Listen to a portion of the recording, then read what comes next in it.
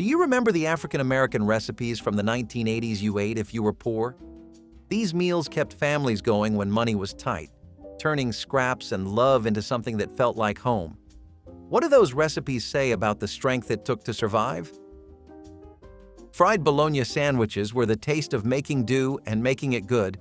Grandparents would slice a ring in the edges so the meat would not curl, then drop it into a hot skillet until it sizzled and browned.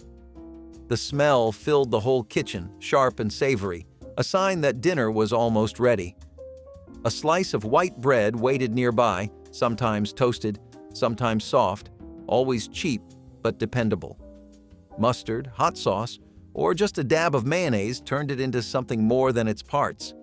The bologna crisped up like ham, and for a moment, no one cared that it came from a bargain pack. Kids fought for the first sandwich, still steaming, still dripping with flavor. It was quick, filling, and always satisfying. The kind of meal that taught you how to survive with style. In every bite was pride, thrift, and a little bit of rebellion against hunger itself. The sound of the skillet popping was like music, a rhythm of resilience that filled quiet evenings. Sometimes a slice of cheese melted on top, the edges bubbling into golden corners. When the sandwich was pressed just right, it stuck to your fingers and left you smiling. It was not fancy, but it was freedom. Proof that a hot meal could always be made with heart, even when times were tight. Ramen noodles with hot sauce were the unofficial dinner of struggle and creativity. Those 25-cent packs turned into comfort when you knew what to do with them. The noodles boiled soft, the seasoning packet stirred in, and then came the magic, a dash of hot sauce, maybe a fried egg if luck allowed. It was fast, cheap, and somehow always tasted different depending on who made it. Grandparents might add leftover greens, a bit of Spam, or a splash of vinegar to give it body. It was a dish built on imagination, not ingredients. Everyone who grew up with little remembers that smell of steam and spice curling through the air. It filled your stomach and made you feel like you had cooked a real meal. It proved that flavor did not cost much, only resourcefulness and heart. The broth was rich with salt and memory, warming from the inside out. Sometimes, if there was extra, it was shared with a neighbor or saved for the next day. The noodles softened like comfort itself, a reminder that even struggle had its own kind of flavor. Every bowl carried pride and the quiet joy of turning something small into something that felt enough. Canned salmon patties were survival dressed as Sunday supper. A single can could feed a family if you knew the trick, stretching it with breadcrumbs, chopped onions, and maybe an egg to bind it. Mixed and fried golden in a skillet, they came out crisp on the edges and tender inside. The smell was rich, almost like fresh fish from the market. Grandparents served them with rice or white bread, sometimes with hot sauce or mustard for bite.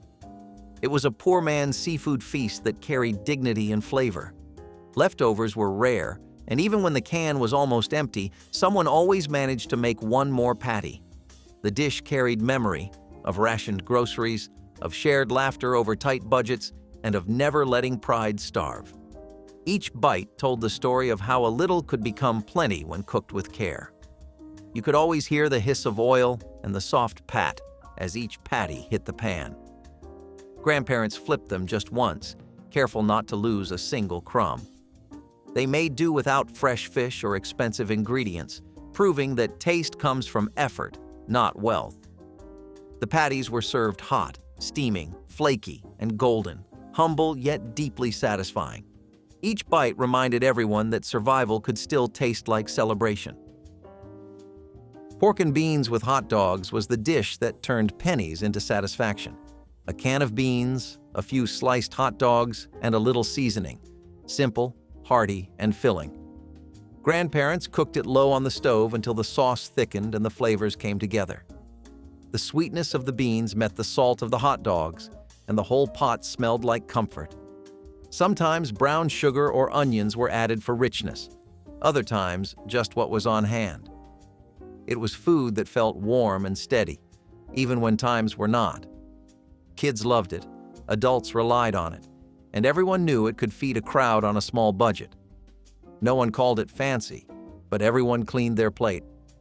This was the kind of meal that made scarcity taste like home. The bubbles in the sauce popped softly, filling the air with a smoky sweetness that lingered long after dinner. Grandparents could stretch a single can into something that lasted 2 days if needed, and nobody went hungry. It was the kind of food that asked for nothing but gave everything, a quiet, dependable friend in the hardest weeks. In every spoonful was proof that love could season even the simplest meal. Neckbone stew was proof that patience could turn anything into gold. The cheapest cuts, the ones no one else wanted, became tender miracles after hours of slow simmering. Grandparents browned the neck bones first, letting that deep smoky scent fill the air, then added onions, garlic, and whatever vegetables were left. Potatoes or rice stretched it further, feeding whoever came through the door. The broth grew rich, thick, and flavorful, every bone giving up its story. You could not rush it, and that was the secret. It taught you that good things take time. By the time it was done, the whole kitchen smelled alive with love and endurance. It was food made from very little, yet it tasted like everything. The stew bubbled slow and steady, filling the house with warmth that outlasted hunger. Each spoonful carried traces of smoke, salt, and quiet pride. You could eat it with a single slice of bread and still feel full in spirit. Neckbone stew was the taste of survival seasoned with patience, a meal that fed the soul as much as the stomach. Boxed macaroni and cheese with tuna was thrift turned creamy and proud. That bright orange sauce came to life with a can of tuna stirred in, adding salt, richness, and a memory of the sea. It was a meal made from a box and a can, but it felt special on long nights. Grandparents made it stretch by adding a splash of milk or extra noodles, and nobody ever complained. It filled the belly and softened the day. The smell of melted cheese powder and warmth from the oven brought comfort to bare tables. It was the taste of the 80s kitchen, fast, clever, and always made with love. The noodles glistened in that bright sauce, each forkful sticky, creamy, and satisfying. Sometimes peas or breadcrumbs were added when the pantry allowed, and even then, the meal never lost its heart. It was a reminder that comfort does not need luxury, just creativity, a steady hand, and a little warmth to go around. Cabbage and smoked sausage was the one-pan miracle that never failed. A whole head of cabbage chopped and thrown into a skillet, sizzled down with onions, and a single sausage link sliced thin. The smell was deep and smoky, the flavor humble but strong. Grandparents used what they had and made it sing. Cabbage softened and soaked up the fat, turning simple greens into something hearty. Served with cornbread or rice, it stretched across days if needed.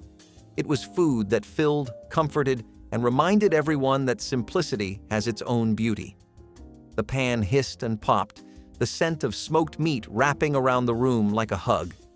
Steam rose and coated the walls, thick with flavor and memory. It was the kind of dish that asked for patience but rewarded every minute. You could taste the love, the struggle, and the gratitude in every bite. It was not just a meal. It was resilience made delicious. Pinto beans and rice were the backbone of survival. A pot of beans simmered slow, seasoned with whatever was available: salt pork, onion, garlic, or just hope. The rice waited patiently beside it, ready to turn the pot into a meal. The aroma drifted through small kitchens, soft and steady. Every bowl was thick with history, each bite full of quiet strength. Grandparents made it not because it was cheap, but because it was dependable. The beans fed the body. The care that went into them fed the soul.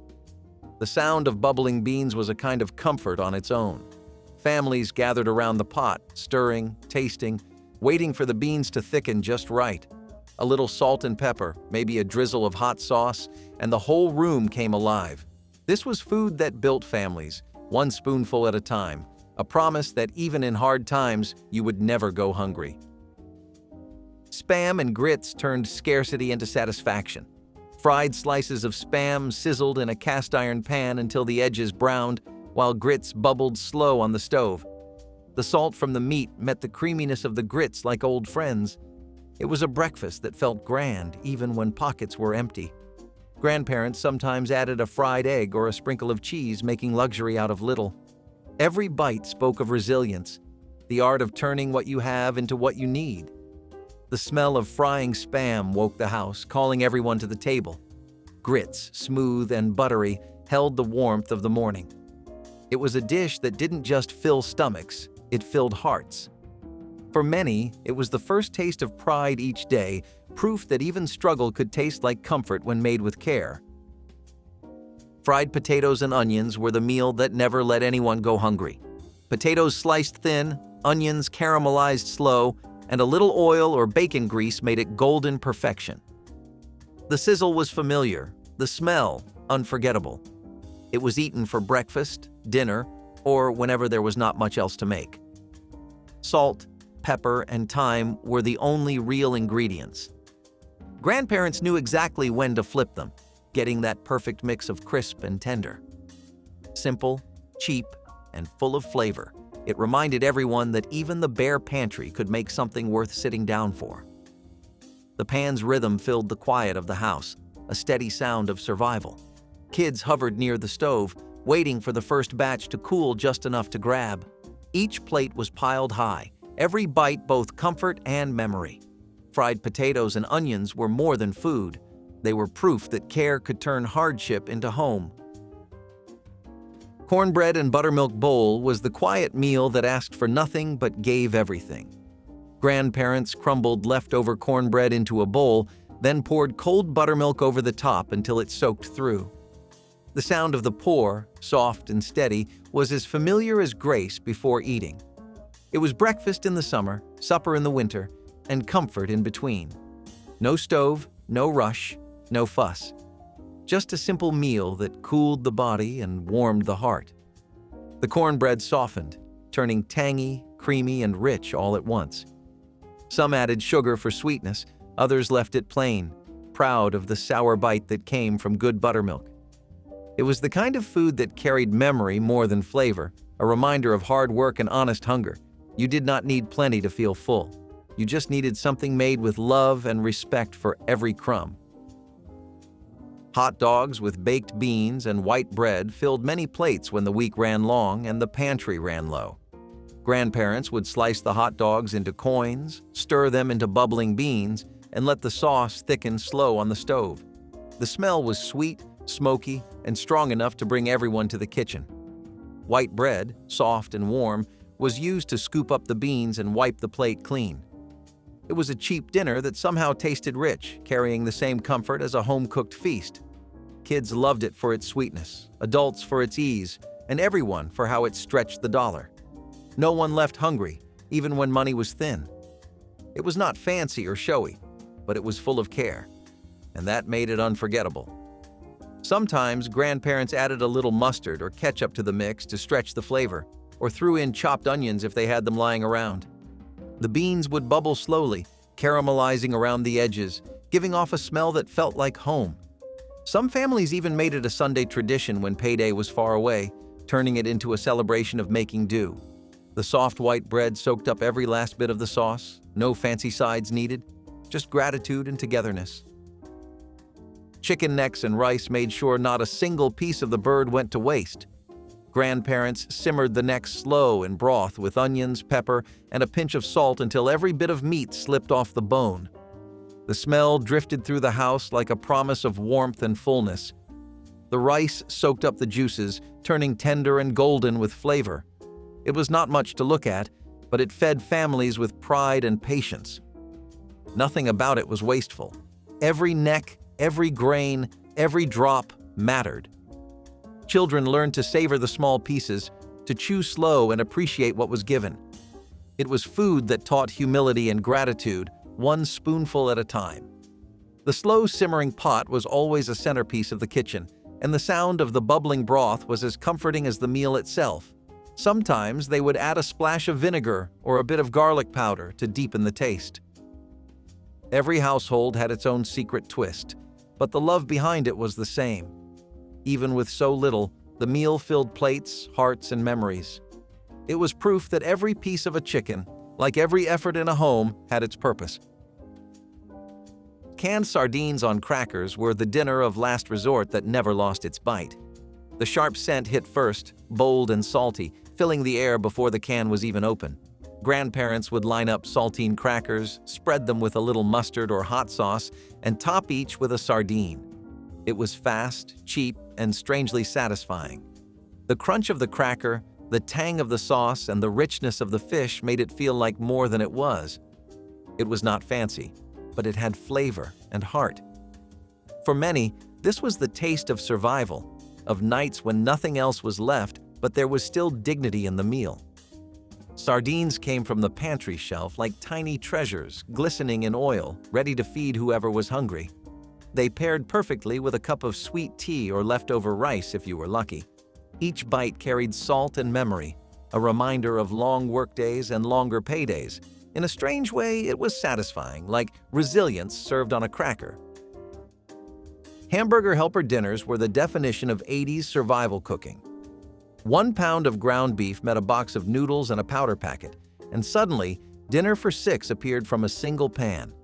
Grandparents browned the meat, stirred in the mix, and let it bubble until thick and creamy. It was fast, hearty, and tasted like comfort to a generation that knew thrift by heart. The sauce coated every bite, rich enough to make you forget how little it cost. It was the taste of weeknights after long workdays, simple, reliable, and always enough. Every spoonful felt like security. Families gathered around the table, each plate steaming with cheesy noodles that felt indulgent even when they weren't. Some would add frozen peas or canned corn for color, others stretched it further with extra pasta or bread on the side. The box promised one-pan dinner, and for many, it delivered more than that. It offered a pause, a sigh, a warm meal that made struggle feel softer. Fried cornmeal mush was the golden miracle made from yesterday's leftovers. Cold cornmeal porridge was sliced into thick slabs, dropped into a hot skillet, and fried until crisp at the edges. Butter melted on top, syrup dripped slow, and breakfast was ready.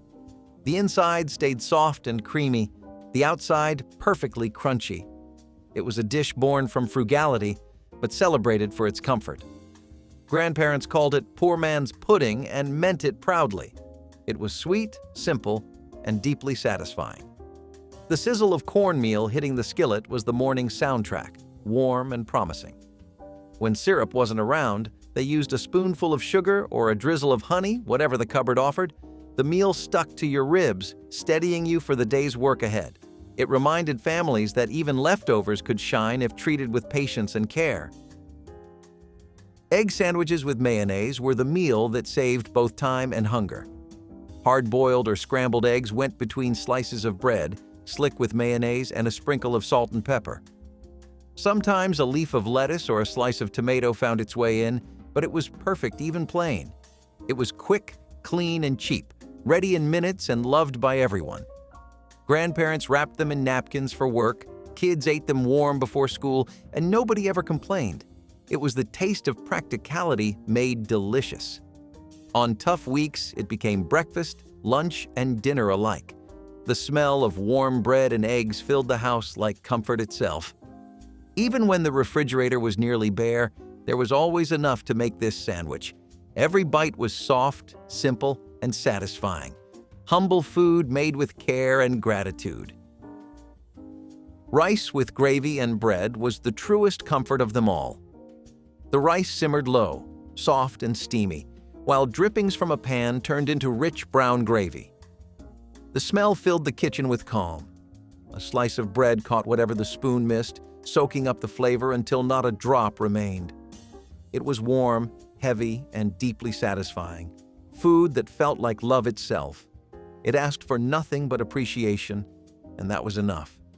Grandparents knew how to turn scraps into soul, making gravy from bits of fat or broth that most would throw away.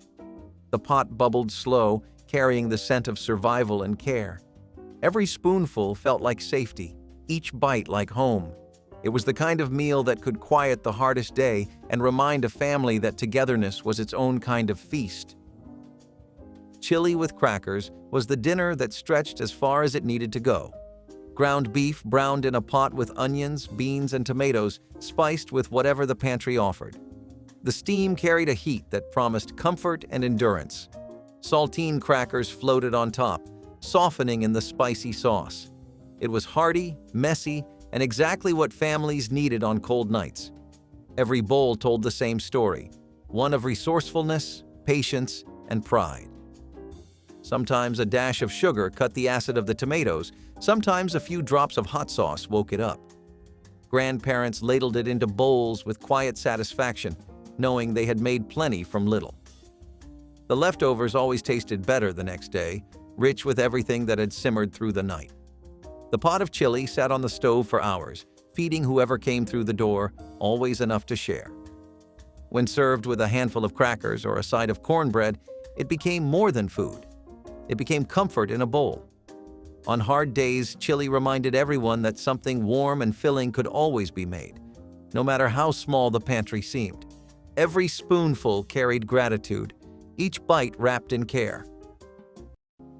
Canned Vienna sausages and rice made a meal out of convenience and faith.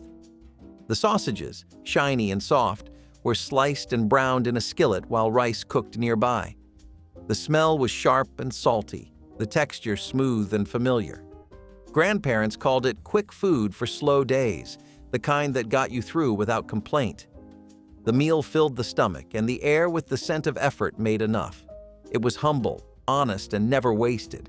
Sometimes they added onions or a splash of soy sauce to stretch the flavor. Other times, the sausages went straight from the can to the pan, sizzling into simplicity. It was not glamorous, but it was dependable, like every recipe made from love instead of plenty. The sound of the skillet crackling was comforting, a rhythm of survival. When mixed with the rice, the dish became creamy, salty, and warm, a meal that felt whole even when it was not fancy. It was eaten at kitchen tables where laughter covered the silence of struggle. It tasted like endurance and faith that tomorrow would bring more. Collard greens with ham hocks were the heartbeat of Sunday kitchens. The pot would simmer slow all day, the greens softening while the ham hock released its smoky, salty magic. Grandparents seasoned it just right. Nothing fancy, just pepper, a pinch of salt, and maybe a dash of vinegar to brighten the flavor. The smell filled the whole house, curling through rooms like a song you could taste. A single piece of meat stretched across a whole pot, flavoring enough greens to feed a family. When dinner came, the greens were tender, the broth rich and deep, called Potlikker and saved like treasure. A slice of cornbread soaked it up, no drop wasted. It was more than a meal. It was a ritual, a lesson in patience, thrift, and pride. The pot did not just feed bodies, it told stories of endurance and love. Grandparents said that every green leaf held history, that each simmer carried memory from the past. Families gathered around the table, quiet at first, then laughing as the steam fogged up the windows. Every bite felt like home, like a prayer answered through flavor.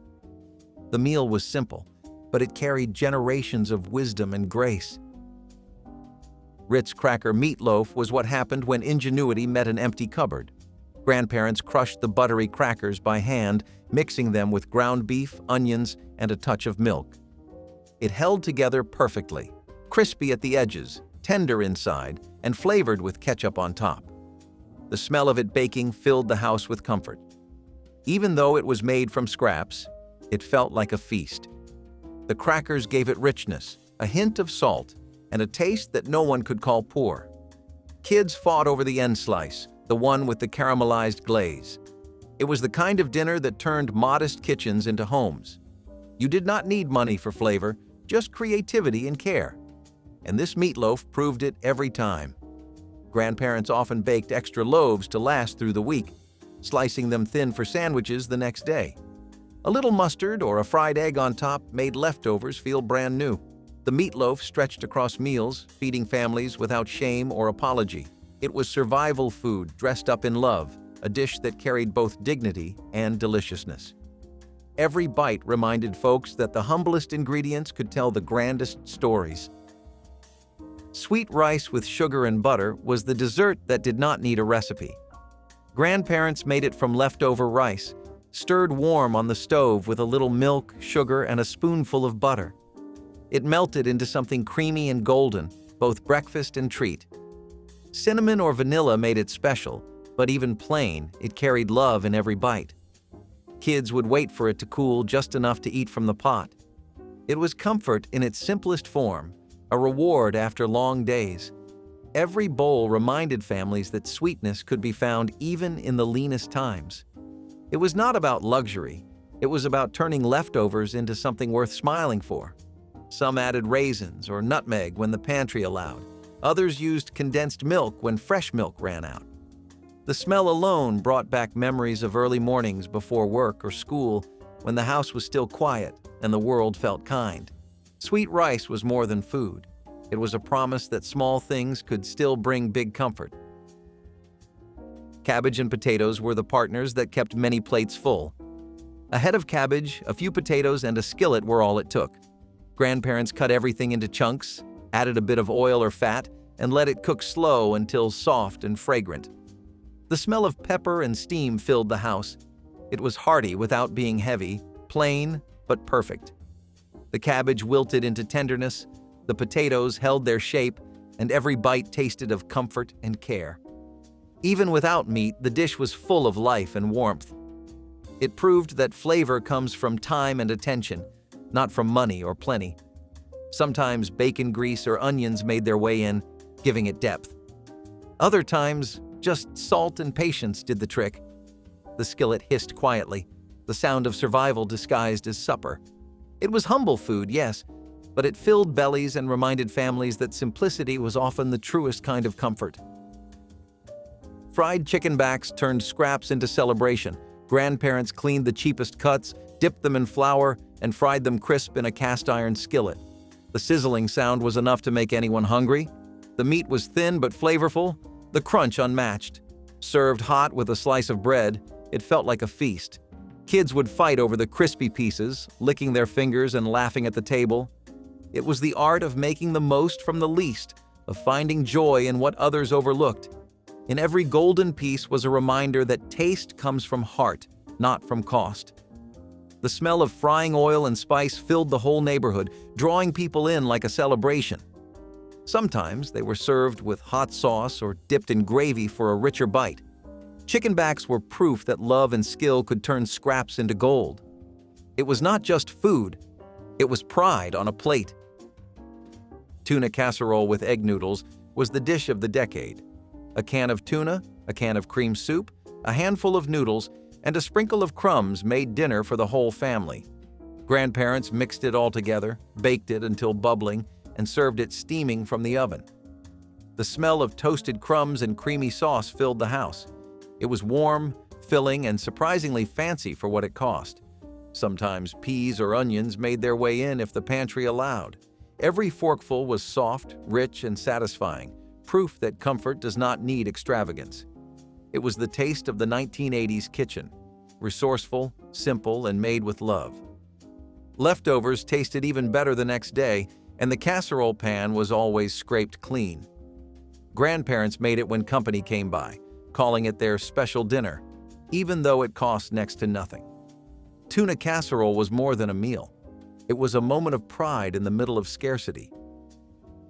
Cornbread and syrup was the sweetest answer to hunger. When cupboards were nearly empty, grandparents crumbled leftover cornbread and poured syrup over it until it soaked through. The mix was sticky, sweet, and comforting. It was not a dessert or a meal, it was both. Kids loved it warm, spooned straight from a bowl, while adults saw it as a quiet kind of blessing. The flavor was rich and homey, the syrup sinking deep into the golden crumbs. It reminded everyone that joy could come from the simplest combinations, that even when times were lean, something good could always be made. Sometimes a pat of butter was added for extra warmth, melting into the syrup like gold. Late-night bowls of it felt like secret comfort, shared quietly between family members after long days. It was a dish that healed hunger and hearts at once, humble but unforgettable. Oatmeal with margarine and sugar was the breakfast that got families through the morning. Grandparents stirred the pot slow, adding margarine until it melted into creamy gold. A spoonful of sugar sweetened it just enough to bring a smile. It was hot, thick, and comforting, exactly what cold mornings called for. Sometimes cinnamon or raisins joined the pot, but it did not need much. It filled stomachs, steadied hands, and stretched pennies farther than most meals could. Every bowl was a small act of care, proof that love could be served with a wooden spoon.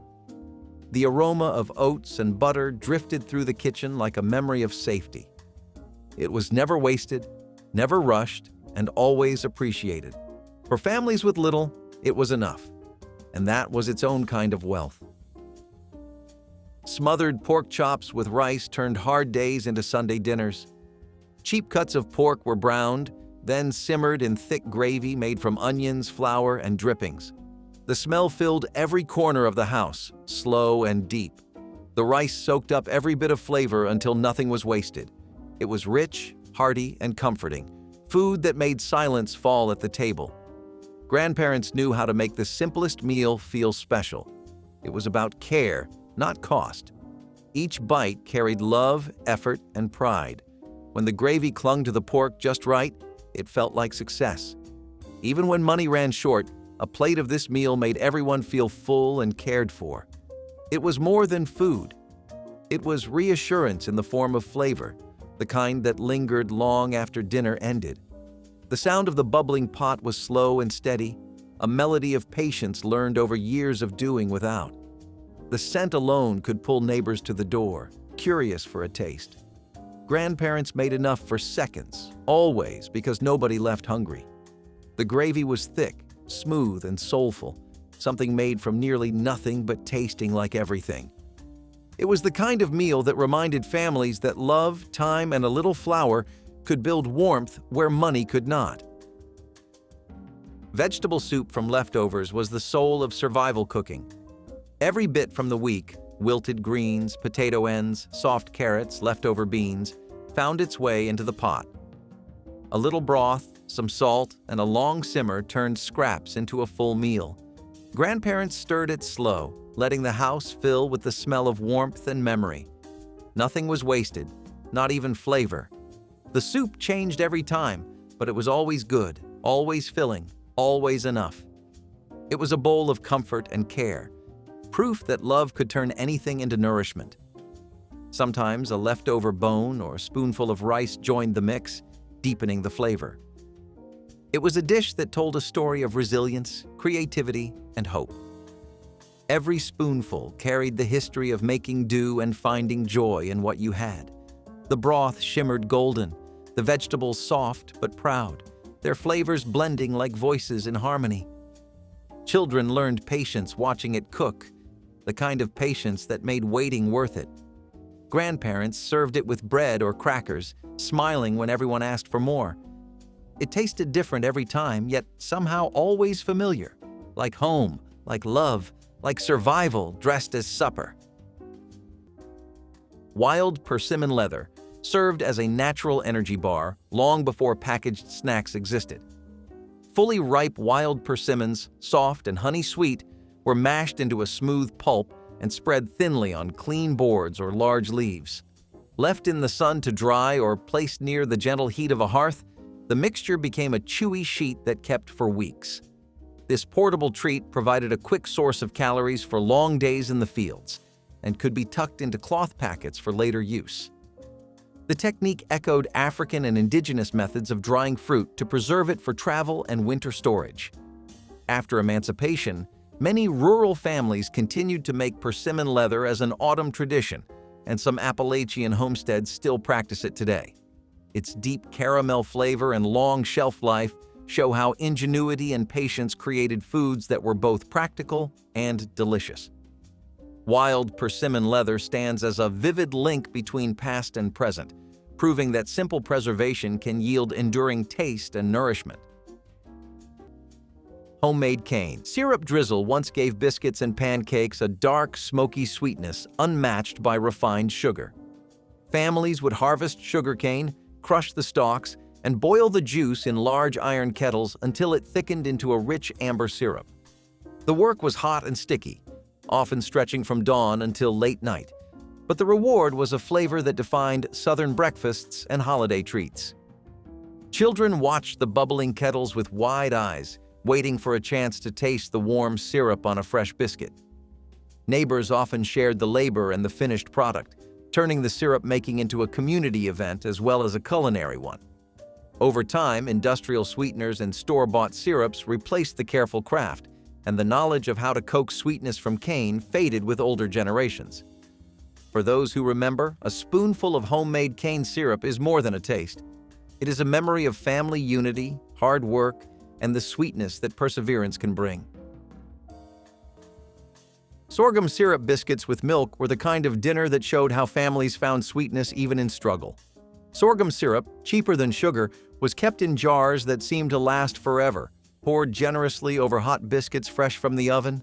My grandmother baked the biscuits with flour and lard, ingredients that could be stretched and shared across multiple meals. Once the biscuits were ready, she split them open, drizzled them with syrup, and served them with cold milk poured into glasses.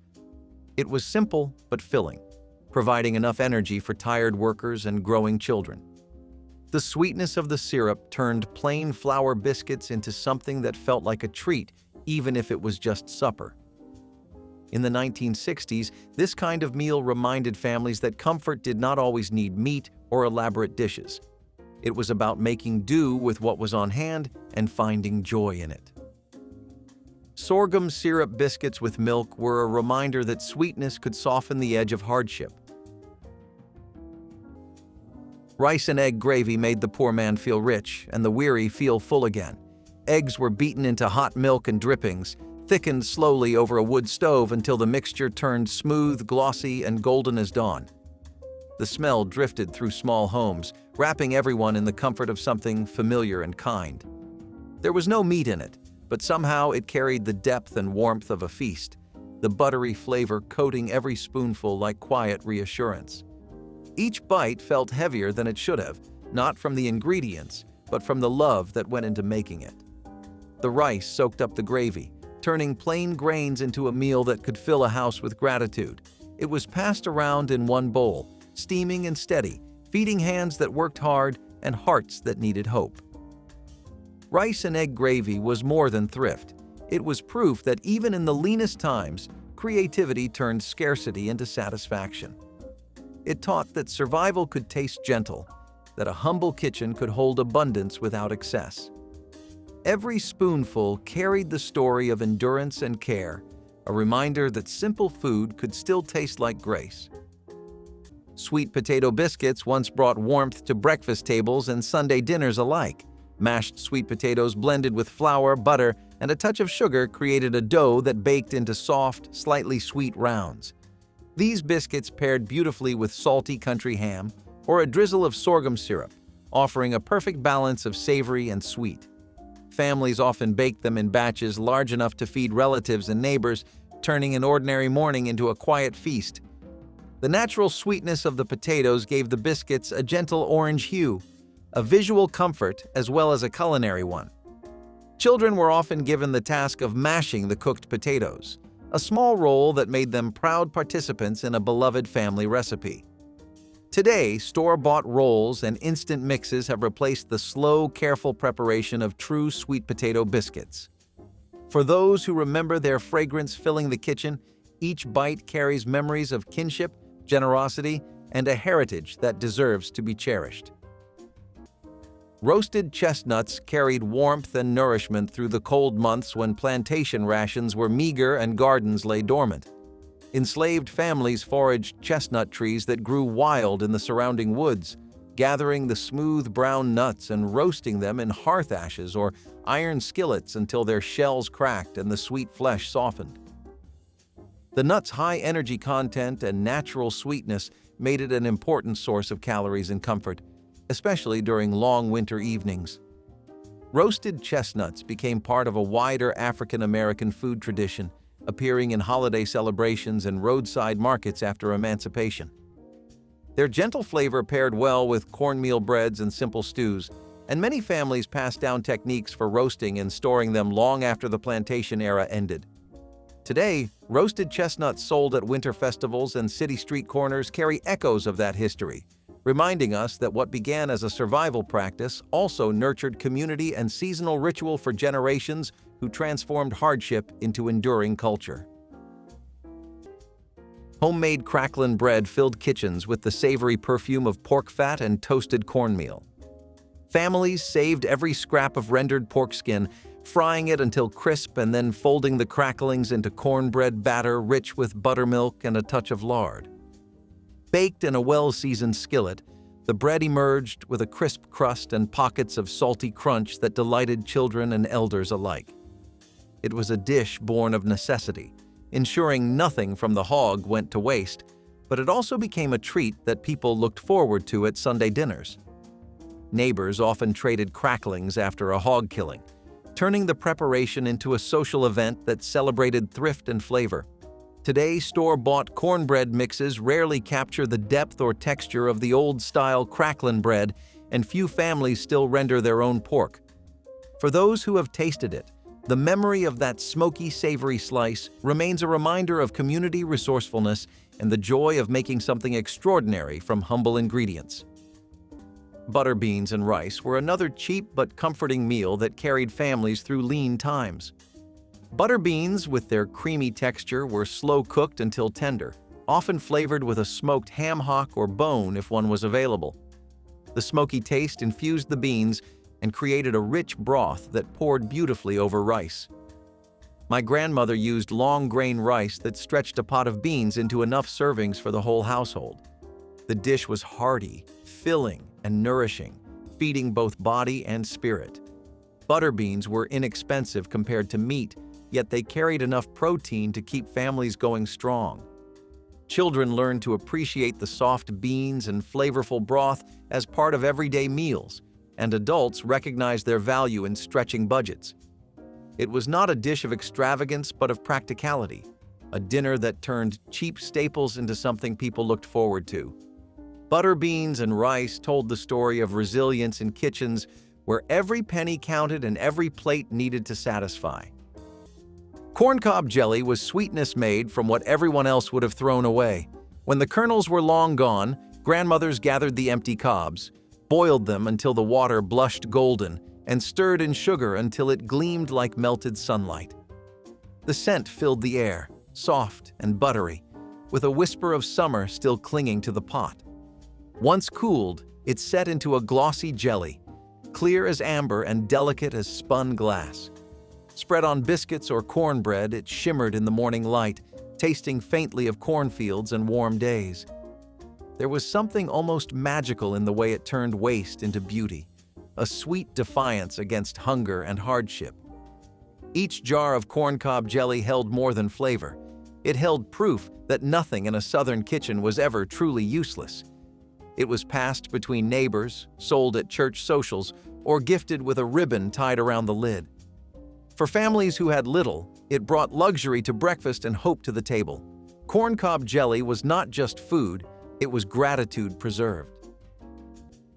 Wild plum chutney offered a burst of tart sweetness when sugar was scarce and fruit trees grew untended along plantation edges. Gatherers picked the small, deeply colored plums at peak ripeness and simmered them slowly with a little honey or molasses when available, along with wild herbs for spice. The result was a tangy preserve that enlivened cornbread, salted meats, or simple porridge, providing vitamins and variety in otherwise plain meals. This method of combining fruit with savory seasonings echoed West African chutneys and relishes, demonstrating a culinary bridge between continents.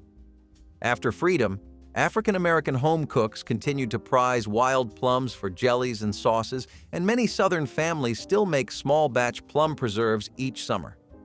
The enduring appeal of wild plum chutney lies in its ability to turn overlooked fruit into a bright condiment that brightens any table. It stands as a flavorful link between survival cooking and the rich tapestry of modern Southern preserves that celebrate both heritage and the gifts of the wild landscape. Pickled watermelon rind turned summer scraps into something bright and memorable when waste was never an option. Families peeled the green rinds from sweet watermelons, cut them into strips, and simmered them in a brine of vinegar, sugar, and warm spices until the pieces turned translucent and tender. The finished pickles carried a gentle sweetness with a tart kick that balanced fried fish or smoky barbecued pork. Children often helped pack the jars, laughing as the kitchen filled with the scent of cinnamon and clove. These jars lined pantry shelves and cooled in cellars, ready to brighten winter meals with a taste of summer. For many households, this thrifty condiment was a sign of careful planning and pride in making every harvest last. Today, few people bother to save the rinds, and the recipe hides in old notebooks and fading memories. Yet those who remember speak of the surprising pleasure of that sweet, sour crunch beside a plate of fried catfish. Comment the recipe that brought you the most memories, like the video, and subscribe so these humble meals and the stories behind them never fade away.